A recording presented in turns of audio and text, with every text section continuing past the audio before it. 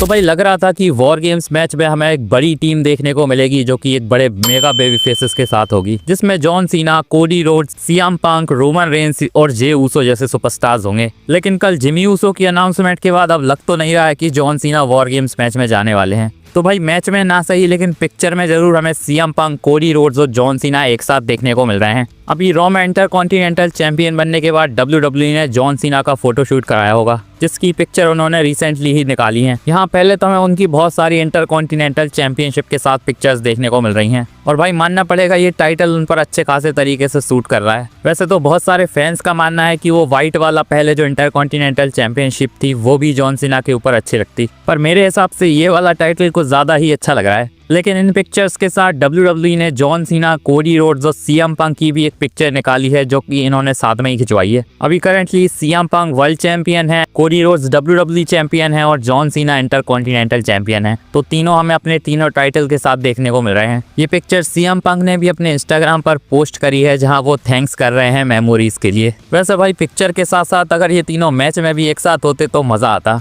तो hello guys, मैं Gagan and welcome to my YouTube channel the wrestling slammer. लेकिन इससे पहले वीडियो में आगे बढ़ें, लाइक और सब्सक्राइब करना प्लीज़ गाइस मत भूलना, क्योंकि फिलहाल मुझे आपके सपोर्ट की बहुत ज़्यादा ज़रूरत है। तो भाई अभी रॉ में इंटरकॉन्टिनेंटल चैंपियन बनने के बाद मैंने बताया था कि नेक्स्ट रॉ में जॉन सीना उसे डिफेंड भी करेंगे, लेकिन हमें ये पता नहीं है कि वो अपोनेंट कौन होने वाला है। तो रिसेंटली ही जॉन सीना ने ट्विटर पर एक ट्वीट करके कुछ हिंट्स दिए हैं। यहाँ उन्होंने बताया है कि ये अपोनेंट उनका पुराना राइवल होने वाला है, जिसके साथ वो पहले भी फ्यूड्स और मैचेस कर चुके हैं। लेकिन स्पेशली उन्होंने यहाँ मेंशन किया है कि ये वाला अपोनेंट उनका फेवरेट अपोनेंट है। तो भाई लगता है कुछ ज़्यादा ही स्पेशल अपोनेंट होने वाला है। अभी न्यूज़ और रूमर्स के हिसाब से और फैंस की थ्योरीज के हिसाब से लग रहा है कि वो रे मिस्टीरियो हो सकते हैं, क्योंकि इन दोनों की पुरानी हिस्ट्री भी है और रे मिस्टीरियो के साथ अभी जॉन सीना का मैच हुआ भी नहीं है। तो शायद नेक्स्ट रॉ में जॉन सीना रे मिस्टीरियो को इंटरकॉन्टिनेंटल चैंपियनशिप के लिए मौका दे सकते हैं। बाकी बहुत सारे अपोनेंट्स तो उनके लास्ट टाइम इज नाउ के टूर्नामेंट में ही हैं, जिससे उनके चांसेस तो कम लग रहे हैं। वैसे अभी जॉन सीना के ट्वीट करने के बाद रैंडी ऑर्टन ने भी एक ट्वीट किया है और उन्होंने जॉन सीना के उसी ट्वीट को कोट करते हुए कहा है कि भाई तू श्योर तो है इस बात को लेकर।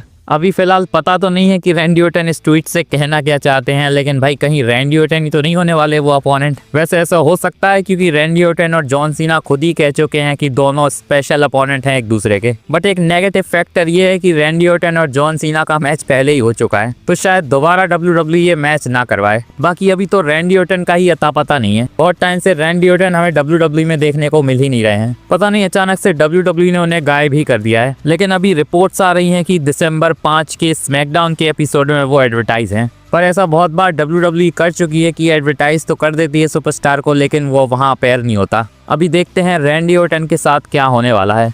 वैसे अभी जो लास्ट रॉ गई थी उसमें जॉन सीना ने बहुत बड़ा कारनामा करके दिखा दिया है। लास्ट रॉ में वो इंटरकॉन्टिनेंटल चैंपियन बन के ग्रैंड स्लैम चैंपियन तो बन ही गए थे, लेकिन हमें पता है कि लास्ट रॉ बॉस्टन से हुई थी, जो कि जॉन सीना का होम टाउन है। तो भाई बॉस्टन की गवर्नमेंट ने जॉन सीना के लिए कुछ और भी स्पेशल करा है, क्योंकि उन्होंने 11 नवंबर को जॉन सीना डे ही घोषित कर दिया है, जो कि स्पेशली जॉन सीना डे के नाम से जाना जाएगा। अभी 11 नवंबर की रॉ लास्ट रॉ थी जॉन सीना की, तो ये मूवमेंट यादगार बन गया जॉन सीना के लिए।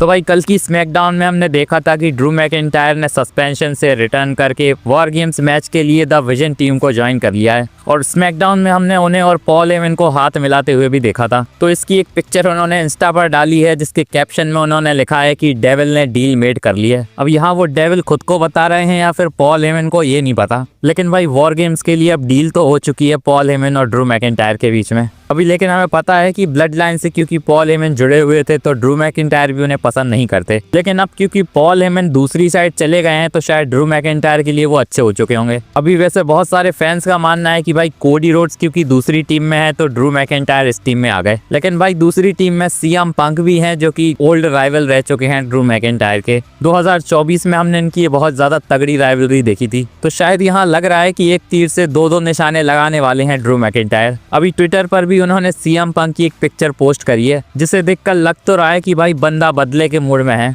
वैसे सोचो इस मैच में रोमन रेंस भी होने वाले हैं और वो भी पुराने राइवल हैं ड्रू मैकिंटायर के। बाकी जिमी और जे के साथ तो कॉन्स्टेंटली कभी भी उनका मैच हो जाता है। तो भाई वॉर गेम्स मैच में आने का बहुत ही तगड़ा रीजन ड्रू मैकिंटायर के पास आ चुका है, जहां एक साथ वो सारे बंदों से बदला लेंगे। अब उसके लिए उन्हें पॉल हेमन से भी हाथ मिलाना पड़ जाए तो शायद उन्हें कोई प्रॉब्लम नहीं है। वैसे वो कोडी रोड्स, सीएम पंक और जॉन सीना वाली पिक्चर ड्रू मैकिंटायर ने भी अपने ट्विटर अकाउंट पर पोस्ट करी है, लेकिन इसी के साथ उन्होंने वो टीन ड्रैगन वाली पिक्चर भी डाली है जो कि पप्पू से लग रहे हैं। तो भाई ये पिक्चर बाकियों के लिए स्पेशल होगी लेकिन ड्रू मैकिंटायर के लिए कुछ खास नहीं है। वैसे स्मैकडाउन की बात कर रहे हैं तो कल WWE ने टूर्नामेंट के नेक्स्ट जो मैचेस होने वाले हैं वो भी अनाउंस करे थे, जिसमें से पहला मैच हमें कार्मेलो हेस और ब्रॉन्सन रीड के बीच में देखने को मिलेगा और दूसरा मैच पेंटा और फिन बैलर का होगा। अभी शायद ये लास्ट स्मैकडाउन में लास्ट ही राउंड होने वाला है क्योंकि इसके बाद WWE विनर्स के मैचेस करवाएगी। कल की स्मैकडाउन में हमने मैट कैरेडोना या फिर जैक राइडर का रिटर्न भी देखा था। बहुत बार हम देख चुके हैं कि भाई रॉयल रंबल के टाइम पर या फिर बड़े बड़े इवेंट्स के टाइम पर वो टीज करते हैं कि वो रिटर्न करेंगे। तो भाई कल फाइनली WWE ने उनकी सुन के उनका रिटर्न करवाई दिया। भले ही वो मैच हार गए लेकिन उन्हें कम्पीट करने का मौका तो मिल गया, लेकिन इसके बाद उन्हें ट्रिपल एच के साथ वो पिक्चर खिंचवाने का भी मौका मिल गया जो कि बाकी के सुपरस्टार्स खिंचवाते हैं। वैसे रिसेंटली PW इनसाइडर की रिपोर्ट की माने तो जैक राइडर सिर्फ 1 अपीयरेंस के लिए ही आए थे और अभी WWE ने उन्हें कोई कॉन्ट्रैक्ट ऑफर नहीं किया है। तो भाई देखकर लग रहा है कि शायद मजे मजे में उन्हें बस एक मैच देने के लिए WWE वापस लेकर आई थी, पर इससे उनकी फ्यूचर अपीयरेंस के चांसेस अब बढ़ गए हैं।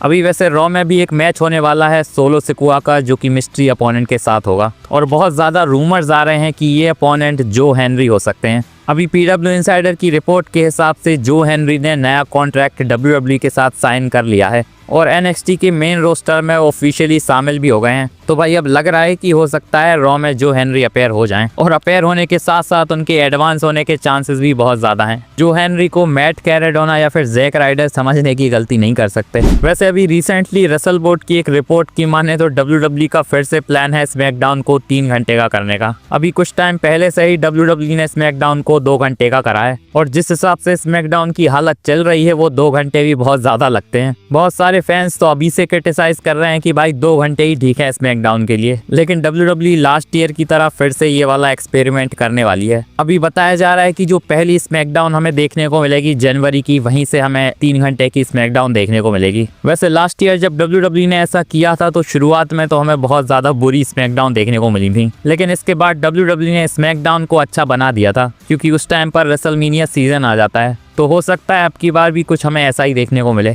लेकिन भाई जो फिलहाल स्मैकडाउन का हाल चल रहा है अगर वैसा ही उस टाइम पर भी रहता है तो 3 घंटे की स्मैकडाउन करना अच्छा आइडिया नहीं लग रहा है। अभी वैसे स्मैकडाउन को साइड में रख दिया जाए तो रॉ की हालत स्मैकडाउन से बहुत ज्यादा अच्छी है और शायद अब जो नेक्स्ट रॉ होने वाली है वो तो और भी ज्यादा खतरनाक होने वाली है। अभी बताया जा रहा है कि 4 रिटर्न WWE ने नेक्स्ट रॉ के लिए प्लान करके रखे हैं। इसमें से एक रिटर्न तो WWE ने गंथर का स्पॉइल कर ही दिया है क्योंकि वो लास्ट टाइम इज नाउ के टूर्नामेंट में जेवॉन इवांस को फेस करेंगे। अभी मैंने कहा था कि गंथर का रिटर्न WWE को स्पॉइल नहीं करना चाहिए था, लेकिन भाई शायद गंथर के अलावा भी WWE के पास और भी बड़े बड़े सुपरस्टार्स के रिटर्न ड्यू हैं जो कि हमें रॉ में देखने को मिलने वाले हैं। अभी रूमर्स के हिसाब से AJ ली का रिटर्न भी हमें रॉ में देखने को मिल सकता है क्योंकि बताया जा रहा है कि वो वुमेन्स वॉर गेम्स मैच में होने वाली हैं। अभी रॉ में मैगजीन और बेकी लिंच का इंटरकॉन्टिनेंटल चैंपियनशिप के लिए मैच होने वाला है, तो शायद यहाँ हमें AJ ली का रिटर्न देखने को मिल सकता है क्योंकि भाई AJ ली अगर वॉर गेम्स मैच में होंगी तो बेकी लिंच को भी होना पड़ेगा, तो यहाँ से WWE बिल्डअप स्टार्ट कर सकती है। लेकिन इसके अलावा ब्रॉक लेसलर और रोमन रेंस तो लगभग फिक्स ही हैं कि रॉ में वो अपेयर होने वाले हैं। अभी दोनों टीमों में स्मैकडाउन में 4-4 मेंबर्स आ चुके हैं, तो भाई एक सीट दोनों टीमों में खाली है जो कि ब्रॉक लेसलर और रोमन रेंस भरेंगे। वैसे ऐसा हो सकता है शायद WWE ब्रॉक लेसलर को सर्वाइवर सीरीज तक होल्ड करके रख ले और उनका रिटर्न सर्वाइवर सीरीज में ही हमें देखने को मिले, लेकिन क्योंकि वो हील साइड से होंगे तो शायद WWE ऐसा करेगी नहीं। बाकी देखते हैं रॉ में रोमन रेंस ब्रॉक लेसलर दोनों रिटर्न करेंगे या फिर रोमन रेंस अकेले ही आने वाले हैं। तो भाई कमेंट में बताओ आपके हिसाब से कौन सी टीम फिलहाल आपको तगड़ी लग रही है। बाकी मेरी इस वीडियो को लाइक और चैनल को सब्सक्राइब जरूर कर देना और बेल आइकन को भी दबा देना ताकि मेरी वीडियो की अपडेट आप तक पहुंचती रहे। मिलते हैं नेक्स्ट वीडियो में, धन्यवाद।